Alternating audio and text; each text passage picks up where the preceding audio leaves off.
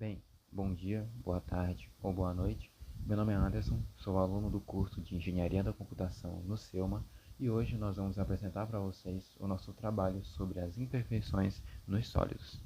Então, dando início ao nosso trabalho, nós vamos começar falando sobre a introdução às imperfeições dos sólidos. Então, quando falamos sobre as imperfeições nos sólidos, nós estamos nos referindo às pequenas falhas ou até mesmo nas desorganizações que acontecem na estrutura dos materiais. Digamos que é assim. É como se a gente estivesse imaginando uma rede organizada de esferas, onde cada uma dessas esferas iria representar um átomo, onde todas elas estariam alinhadas perfeitamente. Porém, na prática, essa perfeição ela não existe, ou seja, sempre vai ter um átomo que ele sempre vai estar fora do lugar, e isso acaba resultando em um espaço vazio. E é justamente essas imperfeições que fazem parte da natureza de qualquer um dos materiais sólidos, surgindo durante processos como a solidificação, o resfriamento ou até mesmo quando o material sofre algum tipo de deformação. E elas são classificadas em diferentes tipos, como os defeitos pontuais, lineares ou até mesmo os superficiais, que vão ser trabalhados ao longo da apresentação. Mas por que é importante estudar sobre as imperfeições? Apesar do nome imperfeição acabar sugerindo algo ruim ou até mesmo algo negativo, na verdade elas são muito importantes e muito essenciais, porque são justamente essas falhas que vão explicar grande parte do comportamento dos materiais. Se um material fosse 100% perfeito, o que aliás é impossível, né? Ele seria extremamente frágil e também difícil de deformar ou até mesmo inviável para a maioria das aplicações. Então, entender como que essas imperfeições surgem e como que elas se comportam nos permite controlar as propriedades dos materiais. Por exemplo, a gente consegue tornar um metal mais duro, mais resistente ou mais maleável, simplesmente manipulando a quantidade e o tipo de defeito presente. Esse conhecimento ele é fundamental para a engenharia, para o desenvolvimento de materiais muito mais eficientes, duráveis e também adequados para cada tipo de uso, seja na construção civil, automotiva, aeroespacial ou até mesmo a eletrônica. E entender sobre como que as imperfeições acabam impactando nos materiais é de extrema importância. Isso porque elas estão ligadas diretamente às propriedades dos materiais, onde no aspecto mecânico elas vão determinar se um material ele vai ser mais resistente, mais duro ou até mesmo mais fácil de ser deformado. No aspecto elétrico, elas podem ser decisivas, onde nos semicondutores a introdução controlada de certos átomos permite que o material conduza a eletricidade de uma forma muito mais precisa. E simplesmente sem isso, não iria existir celular, computador ou qualquer dispositivo elétrico moderno. E por fim, no aspecto térmico, as imperfeições também influenciam na condução do calor, podendo tanto facilitar quanto dificultar a transferência da energia dentro do material. Ou seja, elas não são apenas detalhes, são protagonistas no funcionamento de praticamente tudo o que usamos. Olá, eu sou o Imerso e vamos abordar o conceito de vacância, uma das principais imperfeições pontuais que ocorrem em materiais cristalinos, além de entender sua formação, influência nas propriedades dos materiais e relação com o equilíbrio térmico. Vacância é um tipo de defeito pontual que ocorre quando um átomo está ausente na sua posição regular na rede cristalina, ou seja, existe um vazio onde deveria haver um átomo. Esse tipo de imperfeição é comum em materiais sólidos e podem surgir de forma natural, principalmente com o aumento da temperatura. A formação de vacâncias pode ocorrer por diferentes mecanismos, como o aumento da temperatura, solidificação rápida, deformação mecânica ou irradiação. Essas imperfeições influenciam diretamente nas propriedades dos materiais. Por exemplo, facilitam a difusão atômica, permitindo maior mobilidade dos átomos. No entanto, o excesso de vacâncias podem comprometer a resistência mecânica do material. Além disso, afetam a condutividade térmica e elétrica e, em alguns casos, alteram as propriedades ópticas, como a cor de cristais iônicos. A quantidade de vacâncias presentes nos materiais está diretamente ligada à temperatura. Em equilíbrio térmico, essa relação é descrita por Arrhenius, como você pode ver agora nesta fórmula, onde NV é o número de vacâncias, onde N é o número total de átomos no material, Q é a energia de formação de vacâncias, K é a constante de Boltzmann e T é a temperatura em Kelvin. A equação mostra que quanto maior a temperatura, maior a quantidade de vacâncias, devido ao aumento de energia dos átomos. Em outras palavras, vacâncias são imperfeições pontuais importantes para entender o comportamento dos materiais sólidos. Elas influenciam diversas propriedades físicas e químicas. Sua quantidade pode ser prevista com base na temperatura, usando a equação de Arrhenius. É isso e obrigado. Bom, eu vou falar sobre as imperfeições pontuais, com foco nos átomos intersticiais e substitucionais, além das soluções sólidas e as regras de Yumi-Roth-Ri, que explicam as suas condições para a formação. Primeiramente, as imperfeições pontuais são defeitos localizados na estrutura cristalina de um material, geralmente envolvendo um ou poucos átomos, assim. Elas podem afetar diretamente as propriedades mecânicas, elétricas, térmicas, em geral dos materiais. Dentro dessas imperfeições, temos dois tipos principais: os átomos substitucionais e os átomos intersticiais, como eu havia dito anteriormente. Um átomo substitucional é aquele que possui um átomo de rede cristalina original por um átomo diferente. Por exemplo, em uma liga metálica como o latão, o zinco substitui a parte dos átomos de cobre na estrutura. Já o átomo intersticial é aquele que se aloja nos espaços vazios entre os átomos da rede, ocupando assim posições que normalmente estariam vazias. Isso ocorre quando o átomo inserido é significativamente menor do que os átomos do material hospedeiro, como acontece na liga de aço, onde pequenos átomos de carbono se encaixam nos espaços entre os átomos de ferro. Esses dois tipos de imperfeições estão relacionados à formação de soluções sólidas, que são materiais formados pela mistura de dois ou mais elementos, que formam uma única fase sólida. E para isso existem dois tipos principais, que são a solução sólida substitucional, quando os átomos do soluto substituem os do solvente na estrutura cristalina, e a solução sólida intersticial, que é quando os átomos do soluto ocupam os espaços intersticiais entre os átomos do solvente. Mas para que uma solução sólida se forme de maneira estável, algumas condições precisam ser atendidas. E aí que entram as regras, as chamadas regras de Yumi-Roth-Ri, que essas regras são um conjunto de critérios que determinam a solubilidade de um elemento em uma solução sólida substitucional. E os principais critérios são: os átomos devem ter raios atômicos semelhantes, a diferença não pode ser maior do que 15%, os elementos devem ter a mesma estrutura cristalina, também devem ter eletronegatividades parecidas e devem ter valências semelhantes, sendo que o elemento de maior valência geralmente se dissolve mais facilmente no de menor valência. Agora vamos falar sobre as discordâncias, os defeitos lineares. Basicamente, a discordância são defeitos lineares onde os átomos estão desorganizados. Eles não estão alinhados da forma que deveriam estar. Eles são causados por um processo de quando uma força é aplicada, uma tensão é aplicada a ele, ou por uma deformação plástica. A gente consegue identificar que existem três tipos de discordância. Temos a aresta, a espiral e a mista. A aresta, como podemos ver na imagem, mostra que é uma coluna sem o restante dos átomos. Como pode ver, a primeira coluna está completa, porém a segunda não está completa. A gente pode dizer que essa falta de átomos, bem aí na segunda coluna, é uma discordância. Aí, através disso, a gente consegue trazer uma nova ideia, um novo termo, que é o vetor de Burgers. Esse vetor, ele nada mais é do que uma força que tenta corrigir essas discordâncias, esses erros. Ele tenta alinhar, como podemos ver na imagem. O defeito, a discordância, ela está na segunda coluna, a partir disso ela parte para a terceira, e a partir disso ela fica na última coluna, porque o vetor está atuando com suas forças para tentar deixar essa estrutura perfeita, sem erros. Depois disso temos a espiral, que nada mais é do que uma elevação, como se fosse um degrau para cima, se uma força tivesse empurrado e somente essa coluna tivesse ido para cima junto com as últimas colunas e ficou lá. E com isso nós temos a ideia de uma espiral, porque o vetor vai ficar na parte da linha onde acontecer essa discordância. O vetor ele vai ficar ao lado tentando empurrar essa espiral para consertar esse desvio, como podemos ver, uma elevação parecida com uma escada.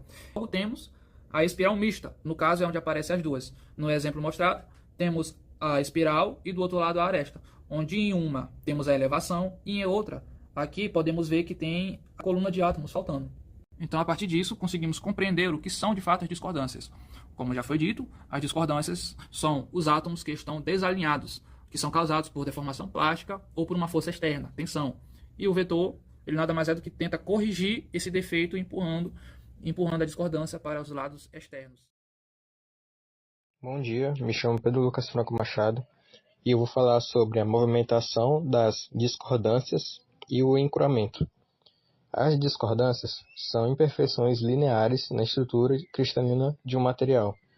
Ela é essencial para o processo de deformação plástica, e dentro dela existem dois mecanismos. O primeiro, que é o deslizamento, que o deslizamento ocorre quando a discordância se move ao longo de um plano cristalino específico sobre a ação de uma tensão. E isso permite que diferentes regiões do material possam passar sobre a outra, sem acontecer uma ruptura catastrófica. E tem também o treliçamento. O treliçamento ocorre em materiais com temperaturas elevadas, onde os átomos podem se difundir e permitir que a discordância se mova perpendicular ao plano de deslizamento.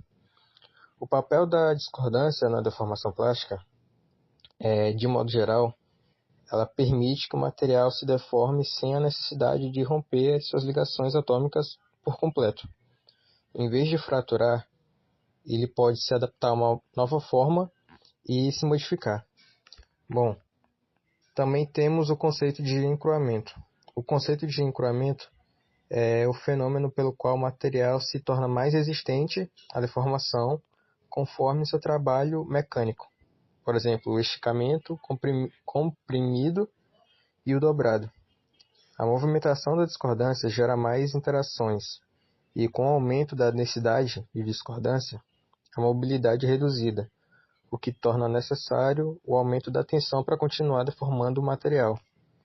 Dentro do encruamento, existe o encruamento em materiais, que acontece quando o metal ele é submetido a uma deformação plástica durante a laminação ou estiramento a frio. A densidade de discordância aumenta, e isso o torna o material mais resistente e menos dúctil. Por exemplo, o cobre, que é utilizado em fios elétricos, ele fica mais rígido após ser esticado. Também temos a fragilidade em materiais cerâmicos. As cerâmicas possuem pouco mecanismo para a movimentação de discordância, devido à sua estrutura cristalina, que é bem rígida, e à sua forte ligação química. Como resultado disso, esses materiais são muito frágeis e tendem a fraturar sob a tensão, em vez de se deformar plasticamente. Também temos as superligas para alta temperatura, que, explicando de modo geral, é utilizado em motor de aeronave, e essa movimentação de discordância ela é controlada por partículas endurecedoras, que, no caso, aumenta a resistência mecânica do material em temperaturas extremas, permite o seu uso em ambientes muito exigentes. Agora, alguns exemplos de discordâncias na engenharia de materiais, por exemplo, na indústria, são utilizados para otimizar as propriedades mecânicas e melhorar o desempenho dos materiais em diferentes maneiras de aplicações. Um exemplo que eu posso dar é a fabricação dos materiais resistentes, como os metais. A indústria metalúrgica utiliza técnicas como a laminação a frio e o forjamento para aumentar a densidade de discordâncias em metais. E isso melhora a resistência mecânica sem alterar a composição química do material, como por exemplo o aço que é utilizado em prédio e ponte. Ele se torna mais forte por meio do encruamento. Também tem o tratamento térmico, que é o recozimento, são empregados para reduzir a densidade de discordância, restaurando a ductilidade do material. Isso é essencial na produção de chapas metálicas e componentes automotivos. E o último exemplo que eu posso citar é a criação de superligas em aeronaves.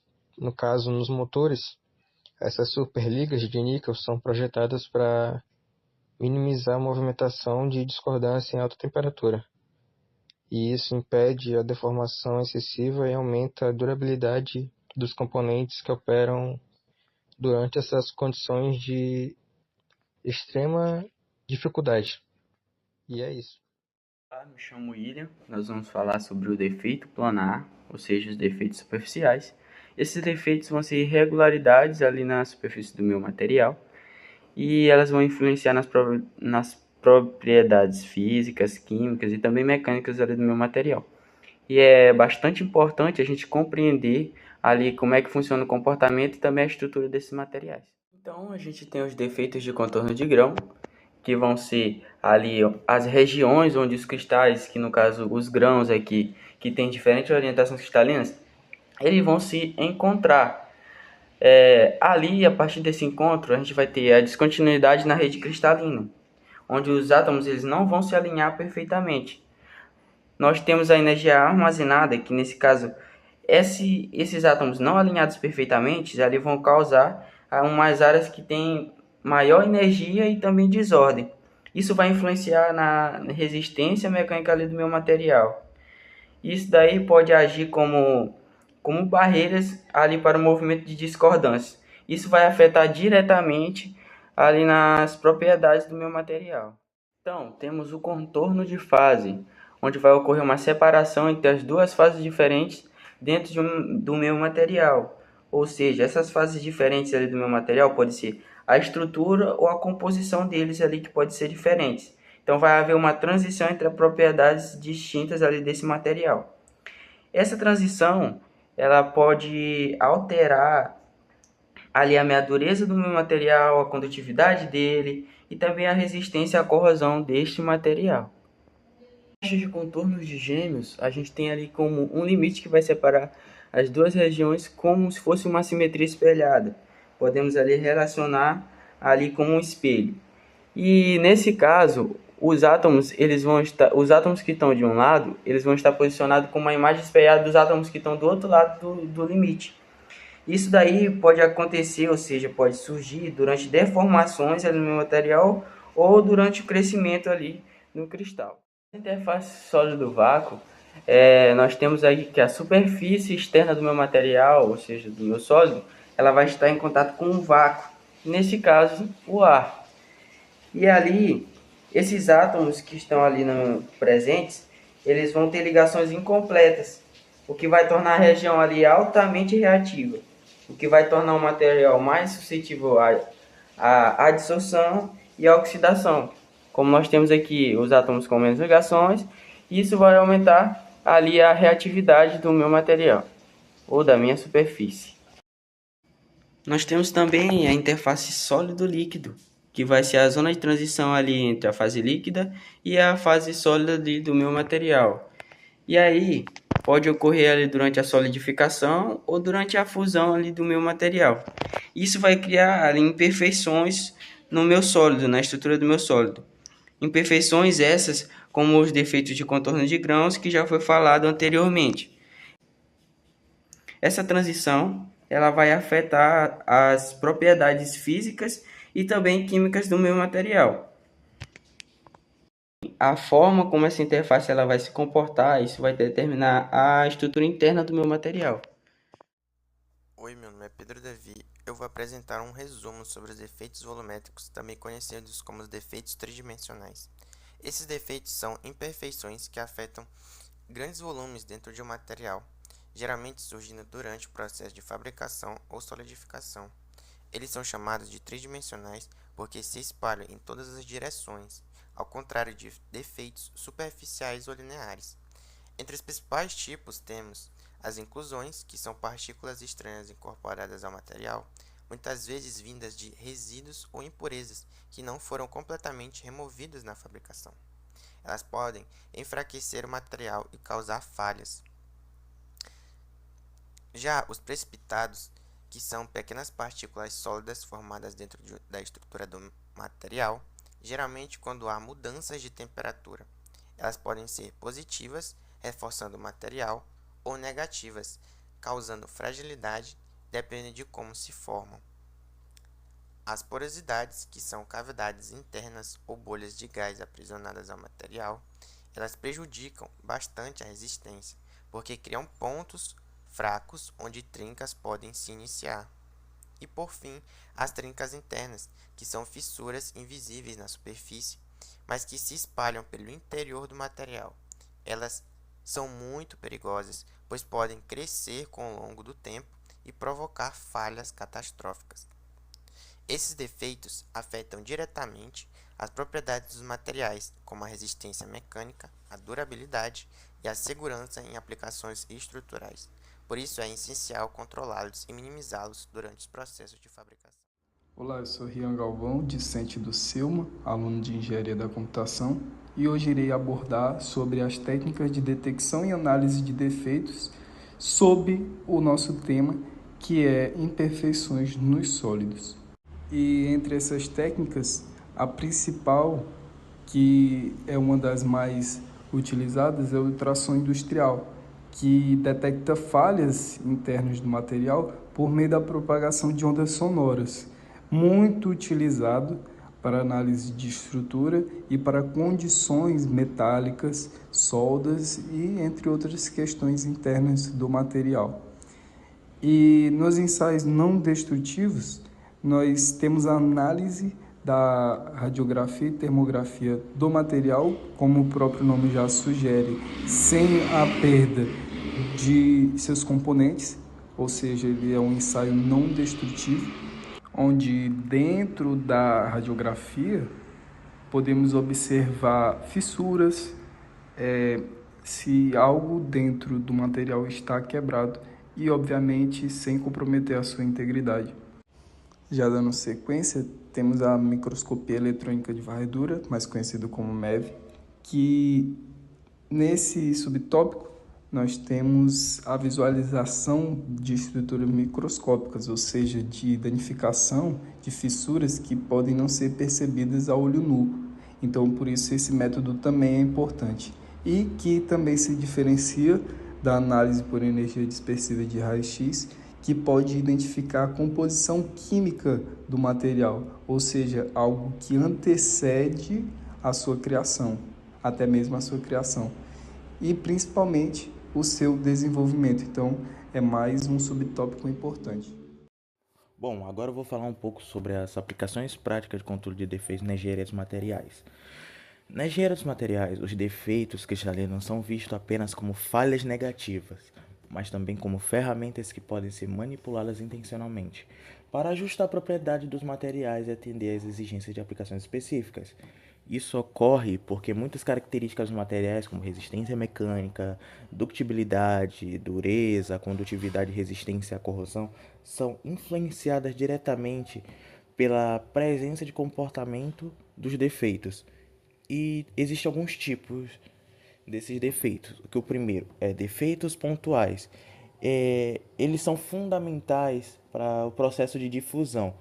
Durante a fabricação de semicondutores, átomos, dopantes, geralmente são introduzidos propositalmente para alterar a condutividade elétrica do silício.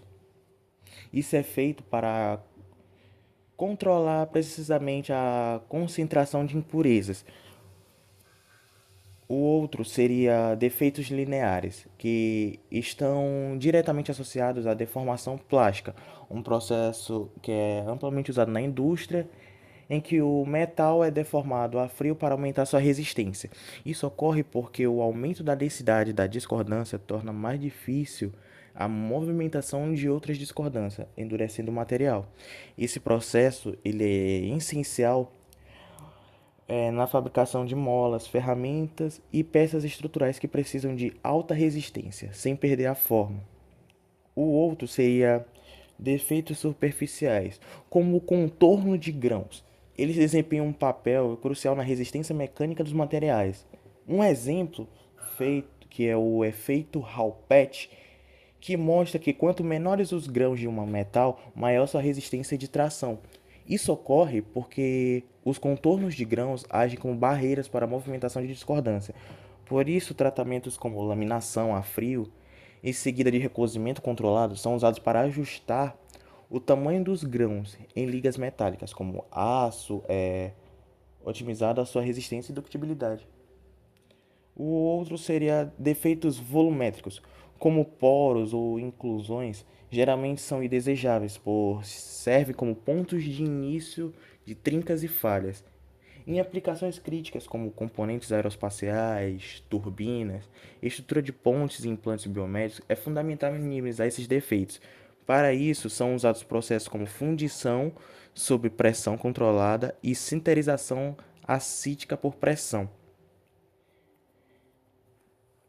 E, para finalizar, a engenharia dos materiais emprega técnicas sofisticadas de caracterização para destacar controle esses defeitos, por exemplo, microscópica, eletrônica, transmissão, pode revelar falhas e empilhamento de discordância com relações atômicas, enquanto ensaios destrutivos como ultrassom, radiografia industrial são usadas para inspecionar as peças sem danificá-las. Em resumo, na prática de defeitos no sólido não são apenas tolerados, mas muitas vezes deliberadamente induzidos ou controlados para se obter materiais mais fortes, mais leves, mais resistentes à corrosão ou com condutividade adequada.